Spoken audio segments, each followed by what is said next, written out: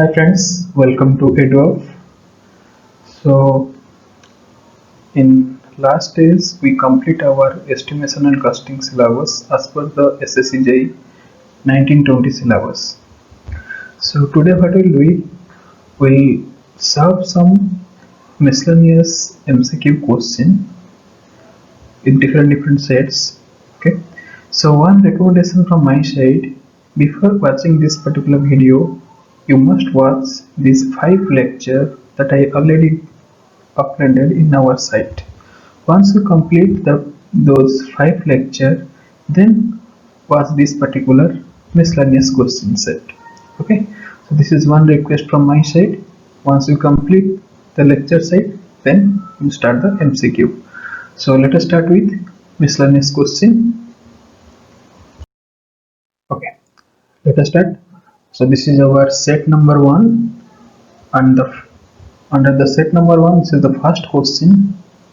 The question is, which among the following information are required for the good estimation? It means that for the good estimation, what is the information we required? Now, go with option, availability of the product, that is correct. Source of the product and vendor selection, that is also correct. So both A and B is answer.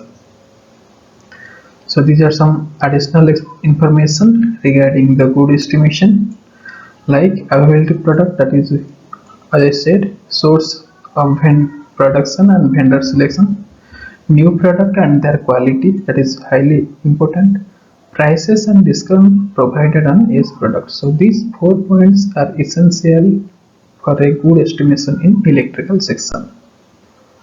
So move to next question. Our next question is, which among the following has the maximum life tenure? It means what?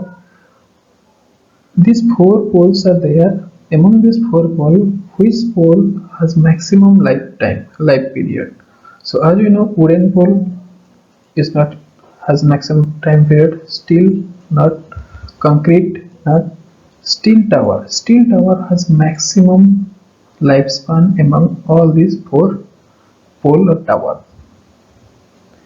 So these are the some basic information, like wooden pole maximum span is 50 meter, voltage is less than 20 kV, and lifespan is only 20 to 25 year. For steel pole, that is 50 to 80 meter, up to 33 kV, and up to 30 year. Steel tower has span is 300 meter and can be used above 66 kV, and lifespan is more than 30 years. So move to next question. For what range the underground cable service line can be used? So as we know, the underground cable is used where there is an issue under for overhead transmission line or overhead distribution line. Okay, if there is a clumsy area, cloudy area, so under that cases we are going for the underground cable, and this particular underground service line can be used for maximum distance up to 25 meter. So move to next question. The electrical machine having power output rating up to 750 watt can be considered as a small size machine. So these are the additional information, like size of the machine. For a small size, the rating is up to 750 watt. For medium size, this is up to 250 kilowatt. For large size, it is more than 250 kilowatt. So these are the very important questions that we need to remember. So our next question, the minimum clearance distance that a equipment should be kept away from 50 kV power line.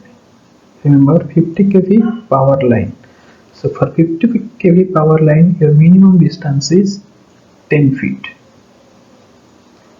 So as I said, this is additional information for power line voltage, that is up to 50 kV, 10 feet, up to 50 to 200, 15 feet, 200 to 350, 20 feet, 350 to 500, 25 feet, 500 to 750, 35 feet, 750 to 1000 kV, 45 feet, and more than 1000 kV, here is minimum clearance is 50 feet. Move to next question. Our next question is, how many arc fields are there in 11 kV substation? Means how many arc points are required? So it is 8 number of arc feet. Okay. Now, so these are the additional information like the point must be arced in an electrical substation line, the neutral point of different voltage level. It means if you have a different voltage level, their neutral point must be arced. The metallic enclosure of the current carrying equipment means what? If a equipment is there and that particular equipment has a metallic part, that particular metallic part must be arched. The framework of current carrying equipment. It means that the framework means that the outside the part, the protecting equipment, if it is a metallic protecting cover for a particular instrument, that particular metallic frame must be arched.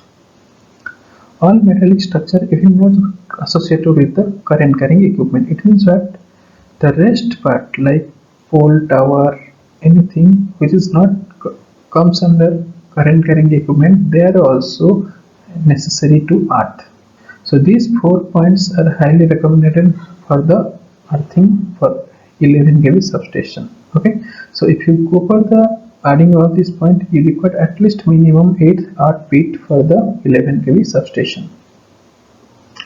So move to the next question. Our next question is semi-indirect lightning scheme is used in. So this question we already discussed in our lecture, that is past lecture, that particular semi-indirect lightning scheme is used for decoration purpose. So these are the additional information like direct lightning scheme used for the general lightning and industrial cases. Semi-direct is for a room with high ceiling. Indirect lightning scheme, drawing and workshop. Semi-indirect is for indoor decoration purpose, means there are hotels, cinema hall or any restaurant. In that cases we are going for the semi-indirect lightning scheme. So next question.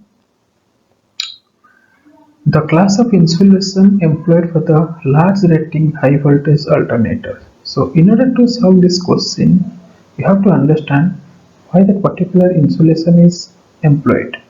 The insulation is employed against the temperature rise in case of alternator or in case of machine. So if it is a large rating high voltage alternator, it must have high temperature. High temperature. So for high temperature, we have to choose the class of insulation. Like, so these are the class of insulation. It means that for Y class, you have temperature rise is 90 degree. For class A, 105 degree. For E class, 120 degree. For B class, 130 degree. For F class, 155 degree. For H class 180 degree and for C class more than 180 degree. Now in the question is, it is a large rating high voltage alternator means what? It produces high temperature. It means more than 180 degree. If it is more than 180 degree, your class of insulation must be C.